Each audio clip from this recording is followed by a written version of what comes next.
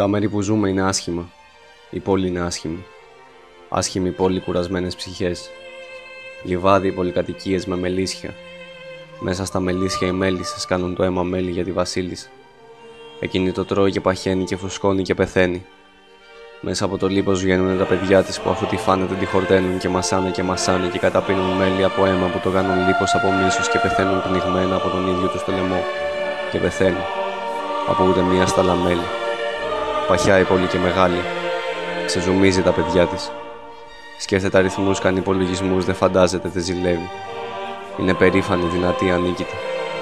Θέλει ειρήνη και καταπίεση. Ειρήνη, όχι ελευθερία. Είμαστε δούλοι της άσχημης πόλης.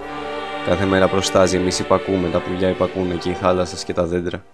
Η πόλη δεν είναι φωτεινή, τα φώτα είναι. Η πόλη δεν είναι χαρούμενη, μόνο η φύση. Η πόλη δεν κοιμάται, παραμονεύει. Τέρμα η φοβία, τέρμα η ανησυχία, τέρμα η ταλαιπωρία. Υπάρχει ασφαλέστος τρόπος να σταματήσει το ασανσέρ στο πλησιέστερο όροφο, ακόμα και σε περίπτωση διακοπής δράματος. Περισσότερες πληροφορίες στο 2310 80 80 83. Πολλή ώρα κάνεις ρε κόκκινα να τους πεις.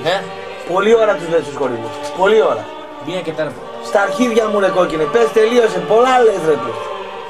Είναι η μόνη εκπομπή στο Μετρόπολης που δεν μας διαφημίζουν. Το ίδιο το Μετρόπολης. Είναι καρδιόλιδες. Γάμισε τα τις πουτάνες αυτές εδώ πάνω. Τις γάμισε τα χοντρά τα μουνιά τους γαμώ. Εγώ την έφερα διαφήμιση. Πες πάμε στο αυτό, τελείωσε. Ολόκληρο μυθιστόρημα κάνεις. Μην τρομάζετε, μην φοβάστε. Μην πανικοβάλλεστε, μην ευνηδιάζεστε. Σας έχω τονίσει και θα το ξαναπώ.